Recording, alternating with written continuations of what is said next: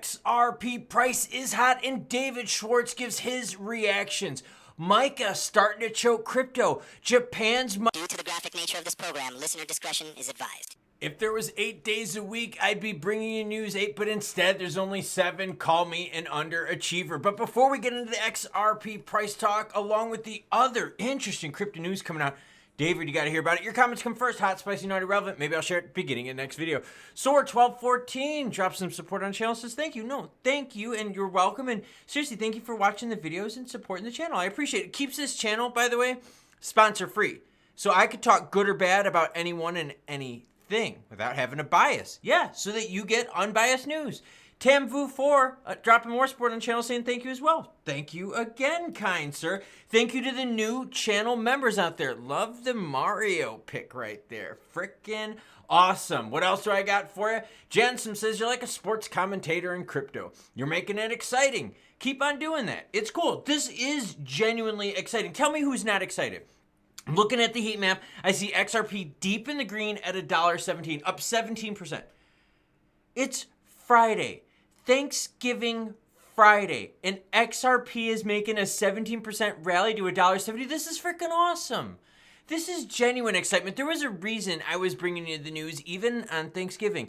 Ready to get into it? I am. Bitcoin sitting at 98,449. Well, ETH, ooh, forgotten about it, 3608. XRP's deep in the green, hoping it's making a lot of you lots of green, sitting at $1.70. The XLM move, it's only up 12%. Paltry gains. No, 12%'s freaking hot. 52 cents is the name of that. Sweet is still 3xing in near term. ADA looking strong as well. Aptos, VeChain looking decent.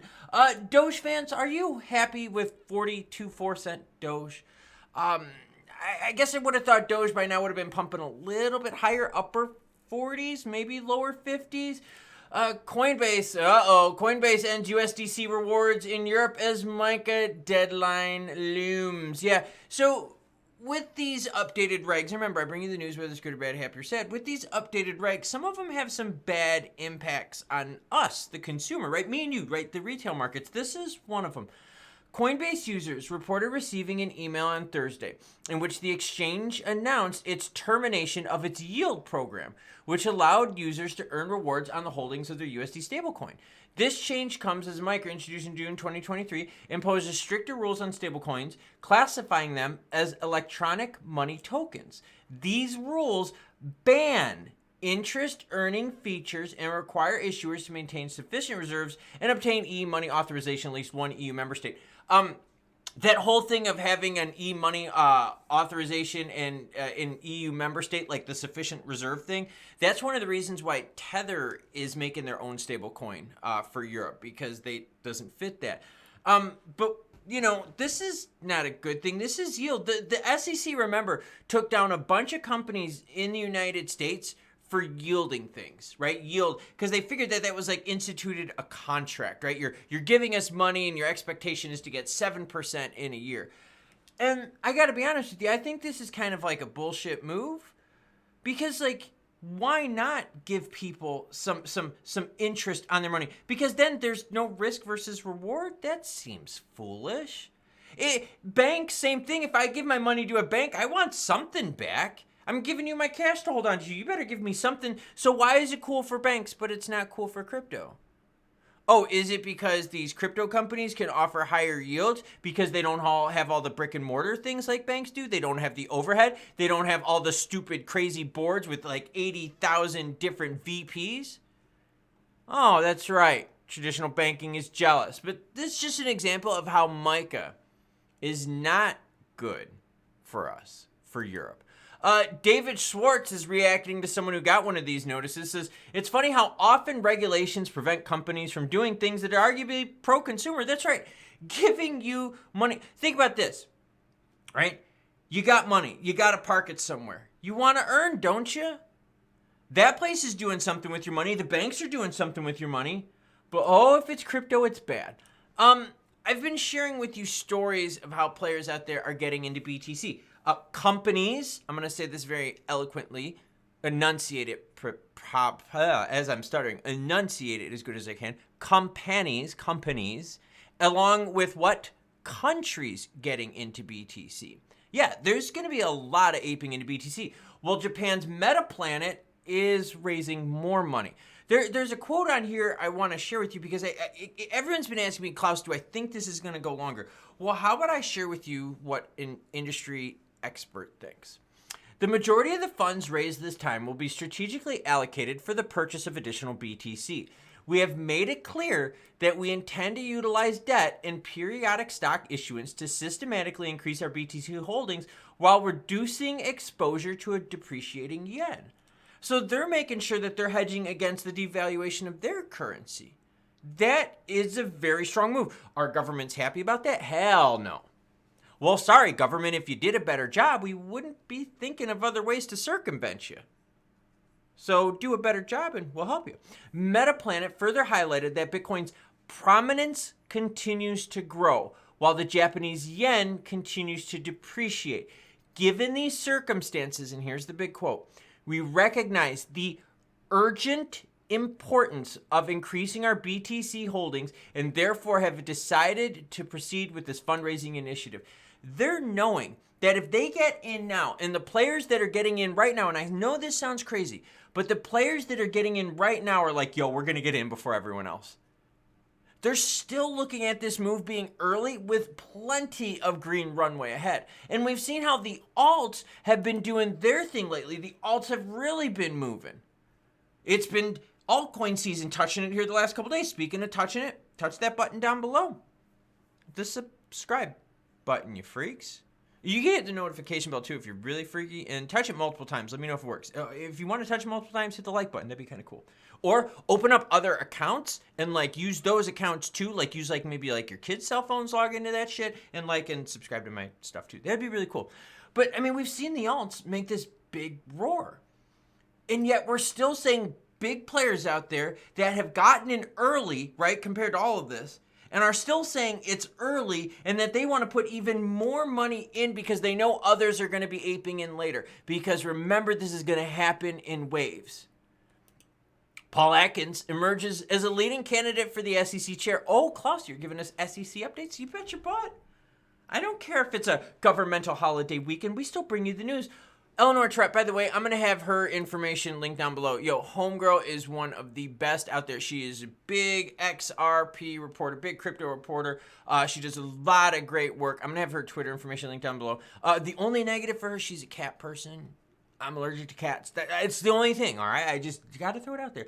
Talking about the SEC chair replacing Trump from Eleanor. Former SEC Commissioner Paul Atkins is still said to be the favorite among top transition team members to lead the SEC, according to two sources close to discussions at Mar-a-Lago, the Trump pimp shack.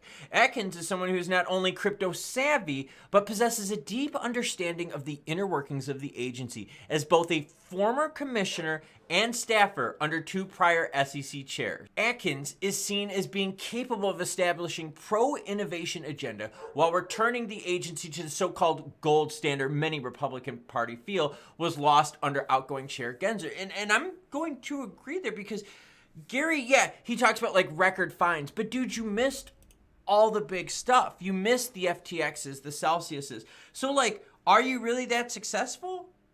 Maybe you're just comparing yourself to your previous stats, which sucked. And you were comparing those previous stats to other previous stats, which sucked too. So maybe you're comparing yourself to the bottom of the barrel, which is you, Gary.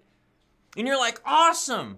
We don't suck as much as you did last year, which was still really sucky, which is still really, really sucky. Gary, you're a loser. XRP open interest bumps big, 35%. This is a very interesting stat. I want to talk to you about the rally of the moves because we're going to talk XRP price and we're going to talk about a couple different metrics here that make this different, to show you this is different. According to data from CoinGlass, XRP's open interest has skyrocketed by 35% in the past 24 hours and 7.9% in the past 4 hours.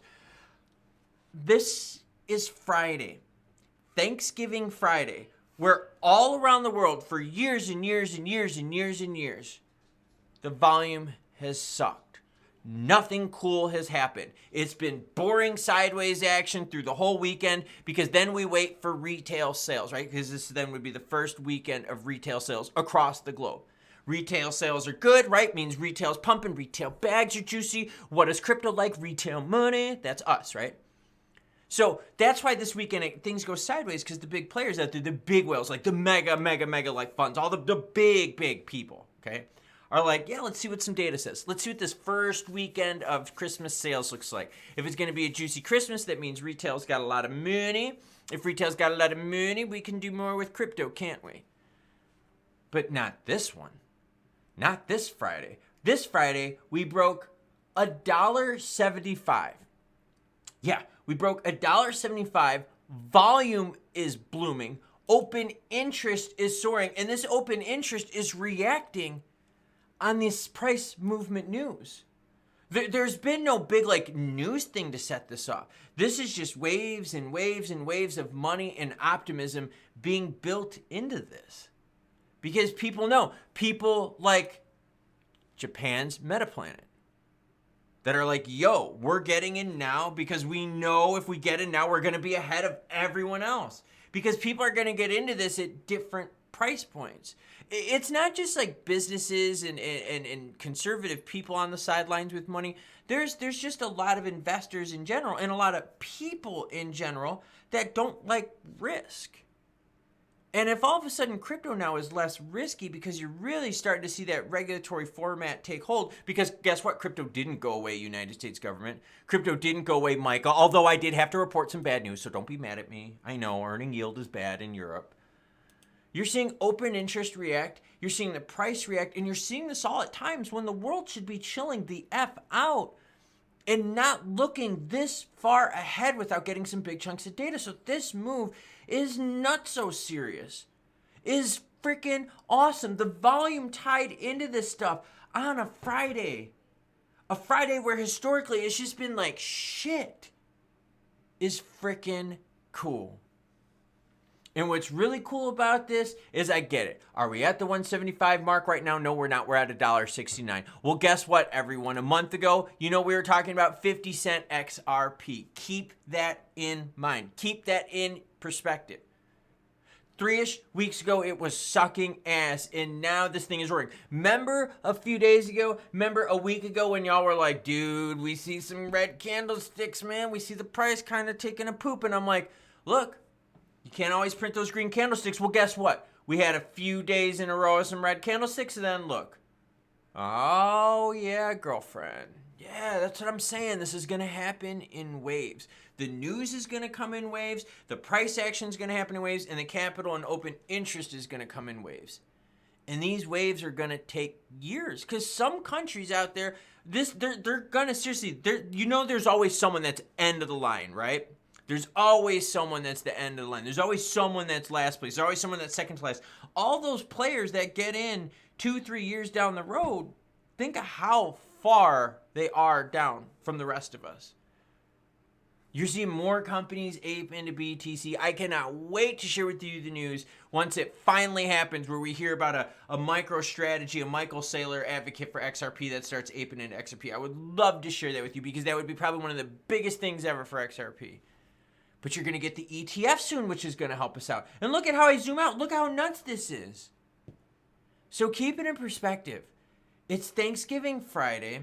Thank you from all the viewers across the pond where maybe you don't have the same Thanksgiving holiday, where we took the land from the Indians, the pilgrims, I mean, we just said, hey, this is our land. We found it first. And they're like, yo, we've been here. And we're like, yeah, but you were here in a different way. We're here because we were there and now we're here first. And they're like, what are you talking about? And they're like, oh, happy Thanksgiving. We're taking your land. And so that's the holiday we're celebrating. So for those of you in Europe that are not celebrating the exploitation of discovering the United States, hopefully this is a great normal Friday for you. Big jumblies. I don't know how else to describe this. What would you compare it to, huh? I mean, you tell me down below. How do you compare a move this strong happening when the markets are historically just quieter than shit? The Trump momentum now has been lasting longer and longer. With now it's just not Trump momentum. It's global crypto momentum. Because you're hearing about other countries now do the same thing going, oh shit. El Salvador, United States, BTC reserves, we want in on that. And then they go into it. But maybe some of them go into it 6 months down the road. Maybe some of them it takes a year and a half for the regs and that shit to get through, for their election and their leaders to see that stuff. Maybe it takes 2, 3, 5 years. Is it early in terms of people knowing what crypto is? No, I mean, I think most people have heard about it. But it's early in terms of the money that appears to be going to go into crypto. Yes, has this move recently been like really juicy? Yeah. Is there some risk that the really juicy move goes, oh, takes a poop? Yeah, it's crypto. Dude, we've seen it how many times we could get shit on. You forget the safe word and homegirl's just like wrecking you a little too hard. And you're like, what is it? Is it cactus? I don't remember what, and you're telling her, you're like, Hershey's chocolate. And she's like, it's not it. I'm going to keep going. Fuck you. Yeah, it's my point. XRP open interest being super high. XRP volume picking up over 10 billion again in 24 hours. And this is all without the ETFs. The ETF players, the players that are waiting for the ETF, and this kind of puts it into perspective for you. The players out there that are waiting for the ETF, just like the BTC players that waited for the BTC ETF. Look how late those players got in, and yet those players got in early compared to the players that are getting in now. So people getting in with XRP, I mean, I get that the price is like totally moved, but this move seems to be very different. It seems like it's going to have some lasting power based on this move being now done globally. Now, if we hear about, like a Polish presidential candidate going into BTC, winning and making a Polish BTC reserve, is that going to carry as much financial power as the United States? No. This one jumbly is bigger, this one jumbly is a bit smaller. But it's still positive. What happens when we get some of the other big economic powerhouses out there to go, shit, the United States is looking good. The United States is making money. El Salvador's clearing their debt out. The IMF now has to bend over for them. We gotta get into this. And all of a sudden you see all like the EU countries start to go into it. You start seeing African countries that are willing to take the risk, that know that their currency is going to absolute dog shit, going, yo, let's just take whatever value we have of our currency, ape that shit into BTC, say goodbye to the 80-90% inflation and devaluation of our currency, and let's do the best we can to hedge. It's gonna happen. Because what the hell else are you gonna do? Some of these countries, their currencies are devaluing so just steadily fast that the money, they're not even just printing it, they're just like printing it and like pissing it and burning it into the wind. It's just insane when you look at how crazy inflation is hitting some of these countries. How their currencies are going to shit. Just like the Japanese company I brought up. Why are they aping more into BTC? Because the yen's power to the US dollar is getting less. And they're like, we don't want to ride that train. We want to ride a train that goes up and up and up. So choo-choo, bitches.